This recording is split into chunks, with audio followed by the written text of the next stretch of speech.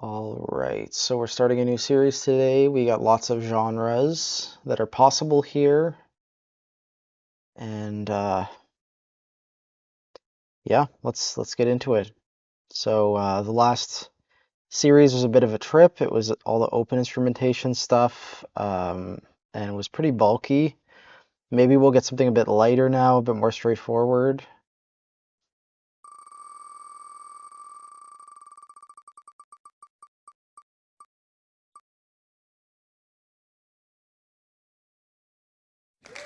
Okay, so all my scores that are for guitar, which actually I might not even have three, so let's make sure I can even do this. Yeah, because I moved one of these to the open instrumentation series, so let's make sure there's a recording for all of them. Yeah, this one's a dud, I think. Like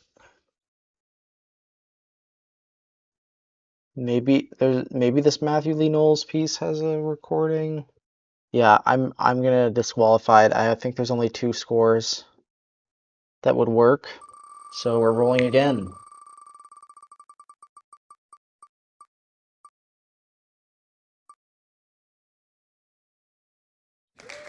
Choir. Sick. Okay.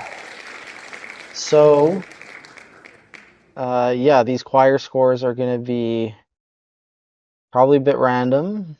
I only have eight of them. And yeah, let's just go down the list. So the first one would be Enigma V by Ep416. It's from 2012, so it's not that new, but it's the newest choir score I have. So let's have a look. Okay, so here's the piece. This is a very extreme kind of score. It's just a facsimile of it. It looks like the composer wrote it probably in mechanical pencil and I mean, Bayat was probably using this for conducting the piece, right? We've encountered other facsimiles of his before. Um, Not that his work isn't also published in facsimile, but this like doesn't even have front matter, so I'm not sure what the source is exactly. It was uh, given to a Discord group which I was a part of. That's how I got a hold of the score.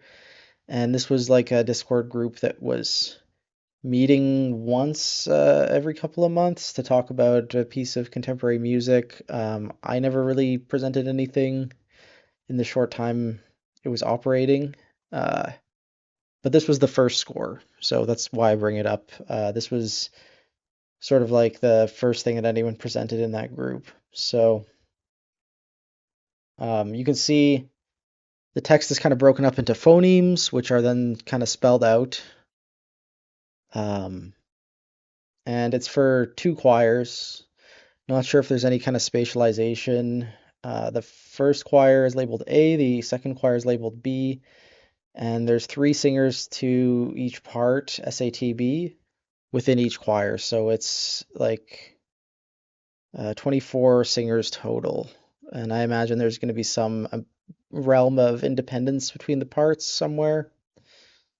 So yeah, it's a pretty monumental choir piece. Like it's 15 minutes long and 62 pages, right? So interesting stuff. Definitely going to be very modernist today, which actually is kind of refreshing after a lot of more conceptual things the past couple weeks. Link to a recording is in the video description. Unfortunately, I don't know where to get a hold of this piece, um, as a score, but hopefully your local music library will be able to help you out. Um, yeah, I'll see you in 15 minutes, maybe a bit later in the day. Um, yeah. Okay, so I watched this on my LG TV today, or listened to it there while looking at the score. Um, yeah, it felt good to read through a score while listening to something. I haven't done that in a while. Um, my favorite parts of this were definitely whenever he brought this mixed meter thing back. where he's going from 5/8 to 3/8, or 5/16 to 3/8 to 5/16 to 4/8 to 7/16, etc. There's a couple moments like that, and it's always like really, really fun, like usually hawketing stuff. And he has this really great way of writing this sort of like cascading gesture, which I found really inspiring, where it's like the whole choir just kind of like avalanches down. Sometimes it's in straight 30 seconds, sometimes it's more elaborate rhythms than that, but it always starts on an offbeat. It's very propulsive. Um, and I also really like his notation of mixed meter on top of the staff. It's nice. Um, so I didn't do any research going into this one. I have here pulled up a little like blog post of sorts. So Enigmas 1 through 4 apparently were all for youth choir and they were much shorter. Then this is a more substantial piece which he wrote in 2012 for double choir, obviously. And the text is, I'm assuming, Italian, about shadows and reflections. Um, so yeah, the opening and ending are both really strong.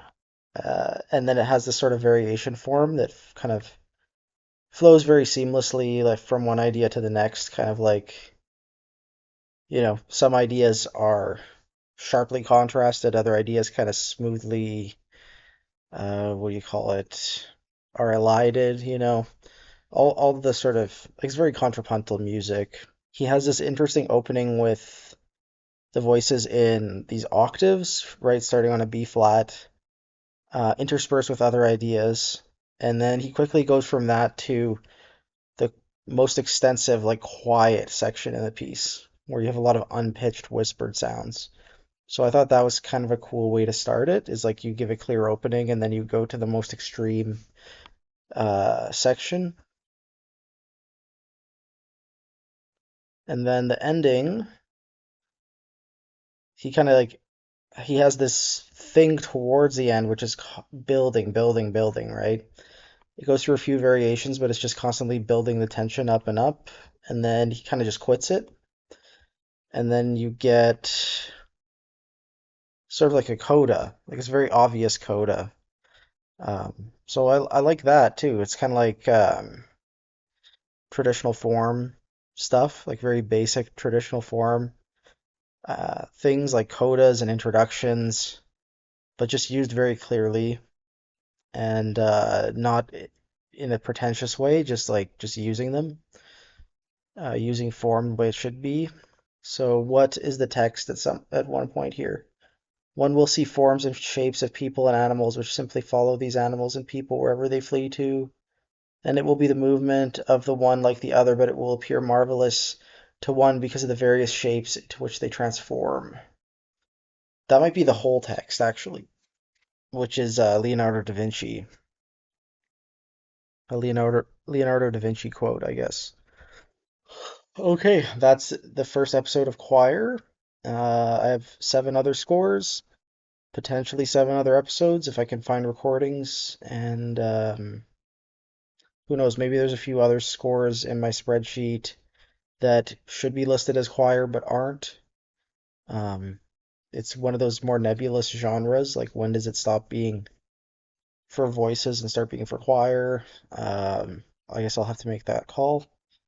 Um, but thank you for embarking on this genre with me. It should be a lot of fun.